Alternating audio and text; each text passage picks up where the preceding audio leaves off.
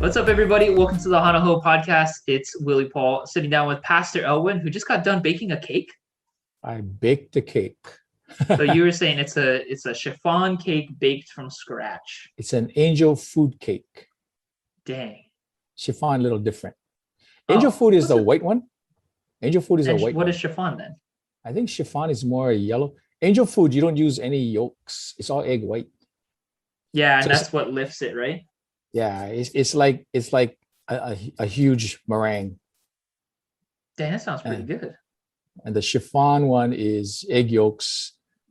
So this one is 12 eggs, 12 egg whites. Wow. So what are you going to do with all those yolks? I don't know. It's going to give it to you, I think. Oh, perfect. So load up on what do you call cholesterol? Yeah, I need the protein so my arms get big. Anyway, hey, Pastor Elwin, we just started a new series called Dear God. It was about answering some of the questions. You did like an informal poll about like what are some questions that people have, and you kind of compiled them. And this first week was about the end times. Very scary, very ooh. Yeah. But I thought that you did really well. Like I said in the intro, the way I presented it, you can approach it from different ways. It's can really dive deep because it is a deep subject and it's something that is serious. Get lightly, but there's so many different angles, perspectives. Like I said, the debate continues, right? Millennial, amillennial, premillennial, post-trib, all that stuff. But the bottom line is, so what do you do with all that knowledge, right? Yeah. So even if we did a whole semester study on this, what do you do with all that knowledge? So that's what I wanted to get at. Yeah, and I thought that that overview in the beginning of, okay, here's millennialism, pre-trib, post-trib, all of that, and then just going into, okay, all of that, yes, but like only God knows. Bottom line is, how are we going to live? What are we going to do? How is this not going to just be, oh, well, I know, and so I'm all hoity-toity looking down at everybody else who I feel like doesn't know. Yeah. And from that too, I really wanted them to understand that, you're gonna read all kinds of stuff, especially today's world. We've talked about this before, internet, social media, everybody has an opinion. And you got teachers all over the place, Bible teachers all over the place. And in the COVID, situation that we're in, people are they're looking for different sources. They're not necessarily going physically to church. And they're searching and they're going to find stuff that they want to hear. And so I'm trying to drive people back to the Bible, go back to the Word of God. I remember it was 2012 and the world was supposed to end.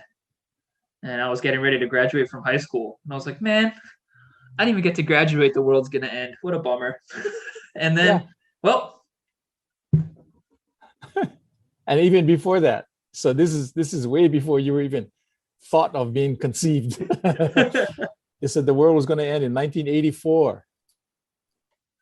1984, it was supposed to end.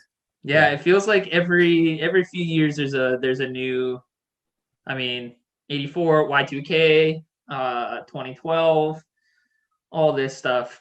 So actually, I did want to ask, because in the message you had talked about like, don't get so caught up in all of that. Don't get so caught up in the news and like all the doomsday, the end is nigh.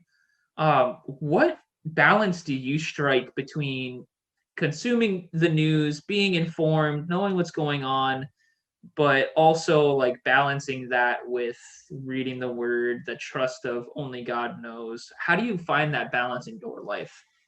Yeah, I think it goes to understanding that the day that you have to live is the day that you have right now. That's it. And you can't tell. Driving in a car, you look at how many accidents and everything that happens, right? People die all the time. And again, not to take it lightly, but that's just a fact. People die all the time. And you could be caught up in something. And so you can study all that stuff. You can know about the end times, but your end time might be different than, a biblical end time. And so the reality is You live every day as if it's your last day, and you do everything you can, the obedience to what God is asking you to do. That's all you can do, right? That's basically all you can do. Sometimes I get caught up with, I have these conversations, especially with my wife. She has to hear me talk all the time, and I raise, things that stir within me. This is happening and this is happening, and so what do we do? Because, and I know that there is a system. I know there is the politics of it all. I know things that happen behind the scenes. And so what do we do? Can we do this? Can we do that? And she's good. She always reminds me, you can only do what you can do. And so choose what it is that God is asking you to do and do it. Don't worry about all the other stuff. That's the distraction. That really is. Yeah. So would you say, do you watch like the news regularly, or do you like stay informed what's going on nationally, globally? High Chaparral. You're just watching your cowboy movies? My Western. I will watch the news to get just a taste of what's happening. I don't watch it to define for me what really is happening. I watch it, I see what's happening. So like in Minnesota right now, so this person gets shot. Okay, was it right or wrong? I'm not going to let the news tell me, make that decision for me. I'm going to look at it. I'm going to look at it in terms of, okay, so what's happening? Okay, God, in the overall picture, God, what's going on here? And I got to focus back to, it's the need for Jesus. We just need Jesus in the world today. Yeah, as we look at those stories coming out of the mainland, we see even things going on here of injustice and oppression and systemic issues that we have to deal with. And I actually just listened to this podcast where the sermon was about, in the Old Testament, the idea of like personal righteousness and like societal justice was the same thing. And so he was basically asking, like, are we making space in our own lives for relationship, for meeting people who are like disadvantaged on the outskirts of society, and like loving them and blessing them intentionally? Yeah. And that's the call of a disciple, right? And again, you look at, if we're going to pattern ourselves after Jesus, because we're supposed to be his disciples, so we live as our teacher did. He didn't try to infiltrate the political system. He didn't ask for a change of governor. He didn't, he went about doing work, entering the homes of a sinner, eating with them, having a conversation with them. There was no,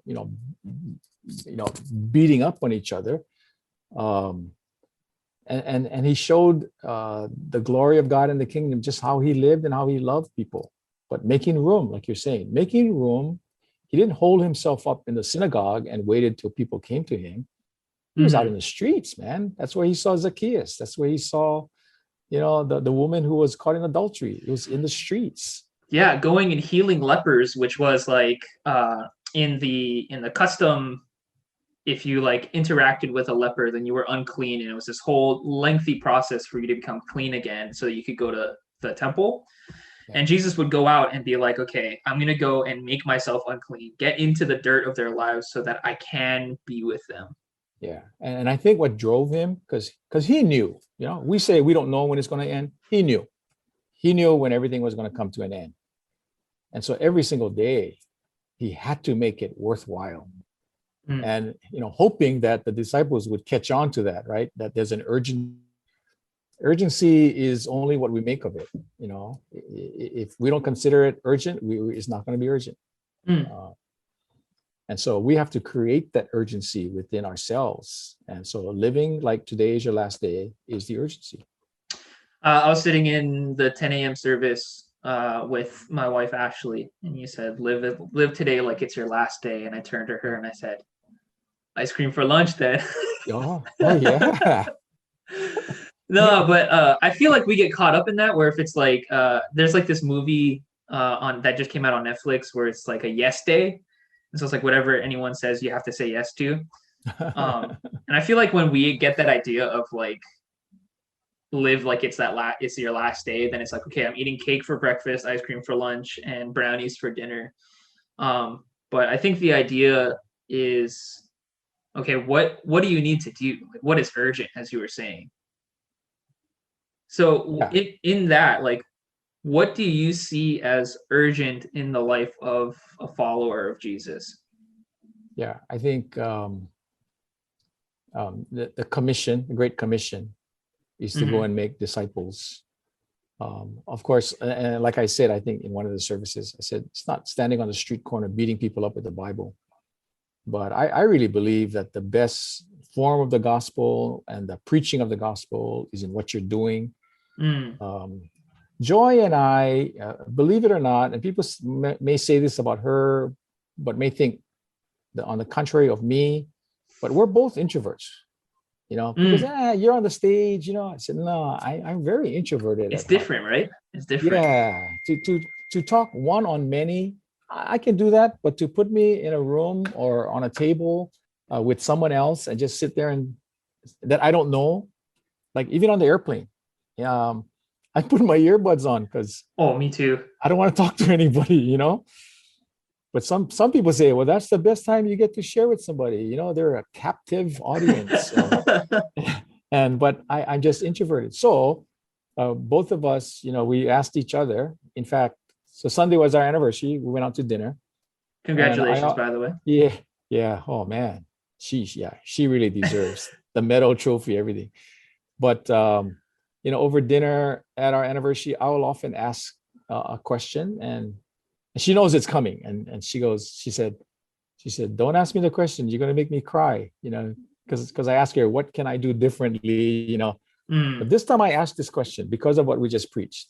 I said to her, okay, so we've been married 23 years. What can you and I do to live more boldly for Christ? mm, And we live in a condo. I really admire and respect Brandon living in his house and the relation she has with his neighbors. They're mm-hmm, constantly sharing food with each other. And for me, we're living in a condo and we don't know our neighbors. I'm just going to mm, admit that we see each other in the elevator and up and down. We know who's kind of around, but we really don't engage in any kind of conversation. And so we're making a commitment that we need to start to really get to know people around us. Just step one, yeah. mm.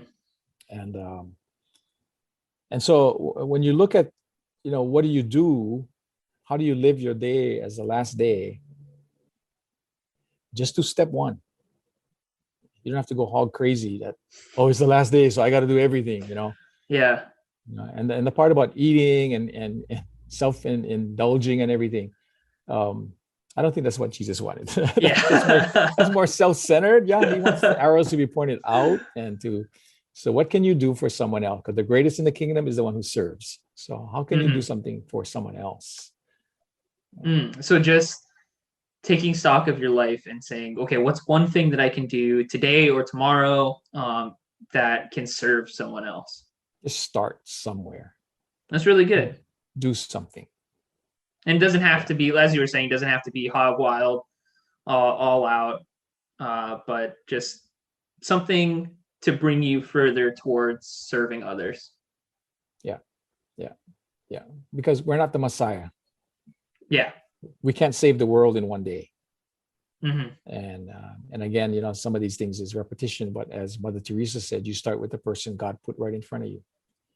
Mm. So here's a anecdote.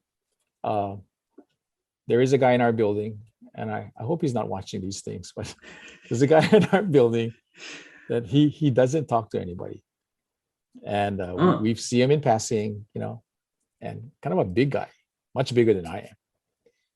And one day, we got in the elevator together, and in the few floors that we have to travel, I actually started talking to him. Ooh, and okay. I heard his voice. At least I know what his the tone of his voice is. And it wasn't like, hey, how's it going? You like the Lakers? And none of that. just, oh, a rough day today. Oh, you had a good day today. That kind of just something to let them know that I can say something if you want to say something. Mm. So, and I felt good. I came home, I told Joy, I said, yeah, that guy that doesn't talk at all. I actually talked to him today. So for us, it's a big deal because we're introverts and we did Yeah. something. So, Sometimes I feel like I am too. There's this guy that lives on the street that I live on who has like this super cool car, and like it's got like the tent on top and like all the back and stuff. So I want to go up to him and just be like, hey, like I really like your car, blah blah blah, and like be friends with him. But I don't know how to. I yeah. don't know how to start that conversation. So if you're Yeah. watching, For me, the fear is, and Joy and I agree on this, the fear is rejection. Nobody wants to be rejected. Nobody likes that. But we've kind of resolved it by saying to ourselves that if we reach out, because that's what the Lord wants us to do, and they reject that, they're not rejecting us. They're rejecting what he is trying to do through us. And so you take the person away from it, the personal aspect away from it. Yeah, a little easier to swallow. But nobody likes to be rejected. Yeah, that's actually really good advice to kind of get over that fear, is that they're not rejecting you as a person. Yeah. Yeah. Hmm. Because sometimes we hide behind that. We hide behind shame, because we don't want to be shamed. Oh, so I won't do it then. Well, then that makes you the center of the universe, right? Versus being an obedient disciple. Because if God is God, God already knows. God already knows that whether you're going to get rejected or not. And so he's more concerned, more interested in your heart of obedience than he is on the final result, right? I mean, when you think about it, just throw it out there. God knows the final result. He knows who's going to connect with you and who won't. What he cannot force is what you do with that command or instruction. He's not going to force you to be obedient. And so he wants to know what the condition of your heart is, whether you're truly trusting in him, being obedient to him. And that's why you take the step and say, hey, I like your truck. That is, it's not a matter of, oh, will that guy respond? Because if he doesn't respond, then I failed no, your mission is obedience to God. That's your mission. Yeah. And when we go out and we share the gospel and people accept the gospel, it's not, hey, I did a good job. No, it's all God, so. Yeah, I actually really, that's a huge change of perspective, because it changes from success is 1,000 steps down the road of like becoming best friends with this person, and they accept Jesus, and we go to church together, and we start volunteering together, and this person becomes the godchild to my kids or godparent to my kids. We can often get caught in like, that's the success. It's like way down the road, but really the success is taking the first step in obedience. Yeah. And the measure of success is obedience versus the results. Like say your youth ministry. So you guys are opening up again, kids are coming, what are you going to use to gauge the success of what you're doing? Numbers? Yeah, I think it's a marker, but I don't want you to get so caught up in, I got so many, the next week we got to double it, and you got to double it. No, it's you're on your knees and you're saying, Lord, what is it you want us to do this week and this next week? And be sensitive to whatever that is. And when God opens the door for that, then do it and let him take care of the results. And if he shuts the door on something that you want to try, like, shooting Nerf guns at somebody that's duct taped against the wall, he might shut the door on that. Oh, I thought about that. Then a heart of obedience is, okay, Lord, not a good idea, right? That's success, because now you're responding in obedience to what he's asking you to do. The results is up to him. He's already figured that out. Wow, so you're saying success could even be saying no to something? Yeah, or something saying no to you. Wow. So I've had, and I can't really go into the details on this, but there was an opportunity that came up, and by all indications, it looked like it was going to be a almost a guarantee. Um, that's how I went into that message I gave on unmet expectations, because Mm, the expectation was, it was like done deal. And then I went through a process, and it's kind of complicated, so I don't want to get to the details, but went through a process that wasn't handled correctly. mm, And so that opportunity got shut. And man, I had a big letdown within me. And I had to really search. And it was really the word of God that brought me to this point to realize that when that opportunity got shut, as skewed as that process became, I believe it was still God. mm. That God wanted to shut that door on what he really wants me to do. This opportunity was, oh, I could have done it. I could have done a lot of stuff. You know, I felt fully qualified to do everything. And when they shut it, it's like, what are you talking about? You're telling me no to this. But really, it was God doing it. And he had to use a skewed process to shut the door. Hmm. Because if it wasn't, think of it this way. If it was a process that was up and everything was credible, and they said, no, you're not the guy. Think how I would have felt then, right? Just totally Yeah. rejected. But this one, it was more God, I believe this. And I bounced it off of Joy, and she agrees with it too, that God had to use that process that was skewed Mm-hmm. to shut it. Because now I'm turning my attention to something else that is much more fruitful, much more in line with what he wants us to do, you know, as a church, as Metro, etc. So sometimes, you know, success is when something has failed. Success isn't always when something turns out the way you planned it and it's going to happen. Success is understanding that God has a plan. He's asking you, you know, are you willing to be obedient to take that step? Even if it may disagree with inside of you. That you have counsel around you, they're helping you to blow away all the dust, and just, okay, let's go, let's do it. Yeah, I mean, that's one of my favorite aspects of eschatology, studying the end and everything, is that no matter what way you cut it, it's that God is good in the end. Yeah. And so, like, all of these failures that we would mark up as failures in our lives, as Romans 8 says, that God works all of that, all of the failures, all the good things for good in the end. And so it helps to put our perspective into perspective. Helps to put everything in perspective. Helps to put everything in perspective, because even when we go through something that's like, well, that was unfair, that wasn't how it was supposed to be, we can in those moments where we're reading God's word and we're trusting him, we can say, you know what, as frustrated, as let down as I am, I know that in the end it's going to be good. Yeah.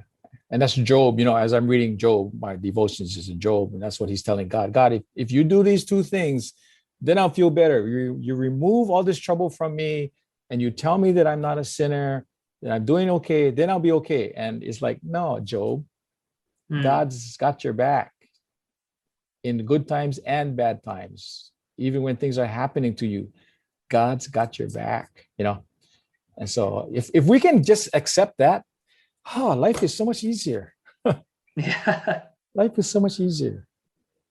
One thing that you had mentioned was you talked about having you talked about this in the message, you talked about it just now, is having that counsel and those people who are able to help you sift through what's going on, what is God and what isn't in your life. And in the message you talked about staying connected, because it is easy to kind of get disconnected, especially when you're watching church online.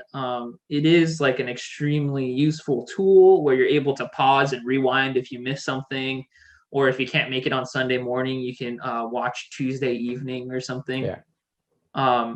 But it is easy. I'm using the same computer to watch service that I'm using to watch Survivor, you know, after it's done.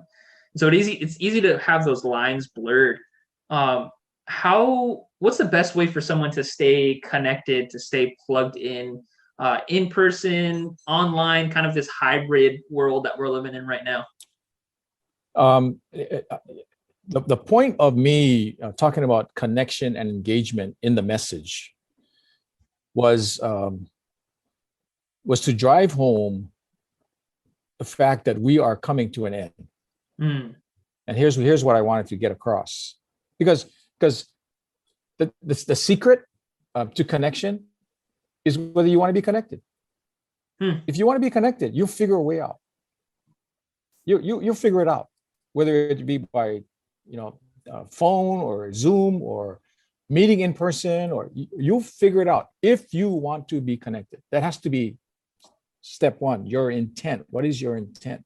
And what I was trying to drive home is that the indicators are there, the warnings are there, that we are, as I use pregnancy, the baby's going to be born. It's going to happen. We don't know when.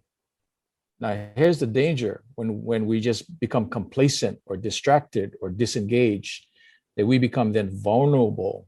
And when that end comes, we're going to look around and we're going to be the ones left, and everybody else is going to be gone.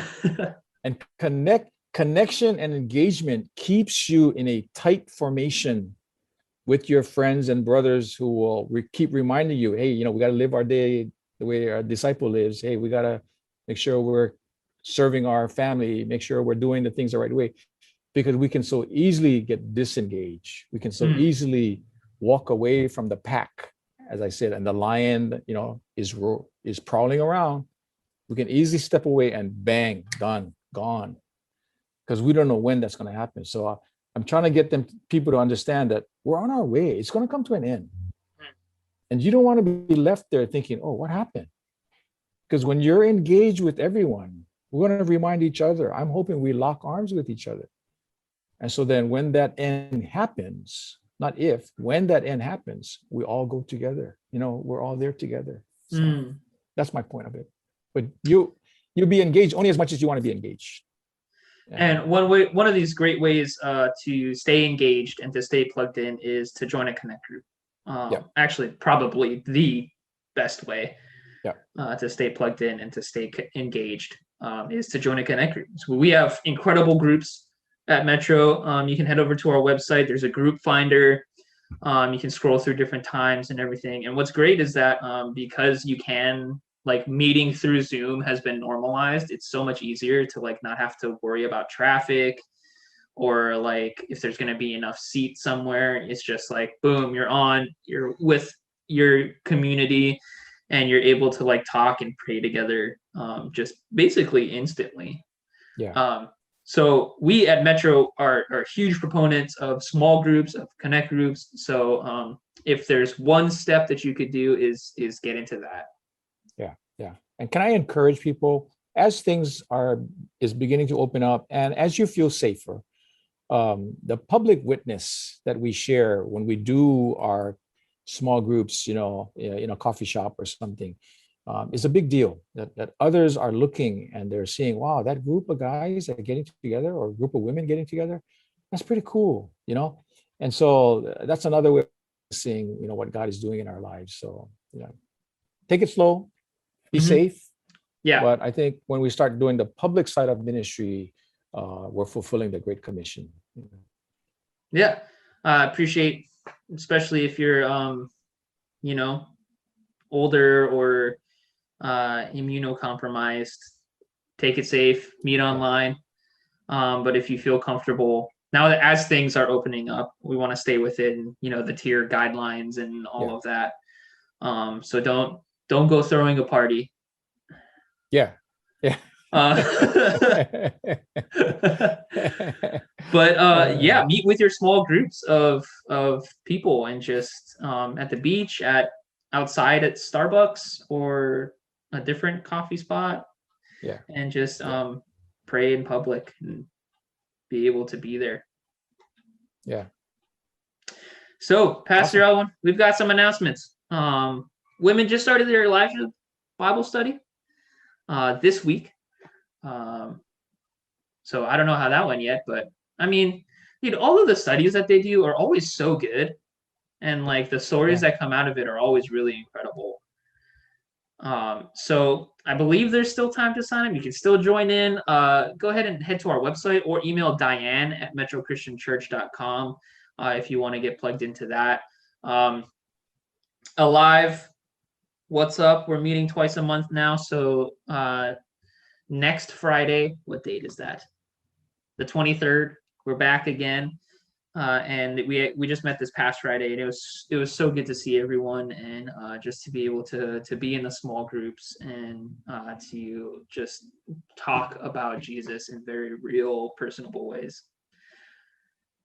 So, and then this Sunday, join us here on Facebook or on YouTube. We're going to be doing a live stream with Pastor Owen and Pastor Brandon, kind of like an Ask Me Anything hangout where they're going to be cooking. Do you know what you're going to cook yet? Nope. I don't know. Scrambled eggs and bacon. I don't know. Ooh, that sounds pretty good. I think I need to. It might be a session where Brandon is learning. He wants to learn how to cook, so I might be showing him some stuff. I don't know. Oh, well, depending on what Pastor Owen decides to make, it'll either be a 45-minute live stream or a 3.5-hour live stream. He's gonna be making stew. Yeah. We'll simmer it for the next 3 hours. And yeah. But it's gonna be really good. So it's gonna be broadcast, I believe, at 5. It's at 5, and again, the main purpose is to connect with people that are online. That either for whatever reason you're not coming in person, and that's fine. That's cool. We just want to make sure we connect with you, and if you have questions, that we can answer whatever questions you have. Yeah, because we don't get to see really like exactly who's watching online, and so we want everyone who's our online Ohana just to know that we still want to connect with you. Yeah. So hope to see you there. Well, I'll see you there, but I hope to see you there on Sunday at 5. All right, thanks, Pastor Owen. Great. Yeah, thank you. Can't wait for the rest of the series. Yeah, I think it's gonna be fun. It'll be really fun. Yeah, it's gonna be good. All right, everybody. Okay. We'll see you. Shoots.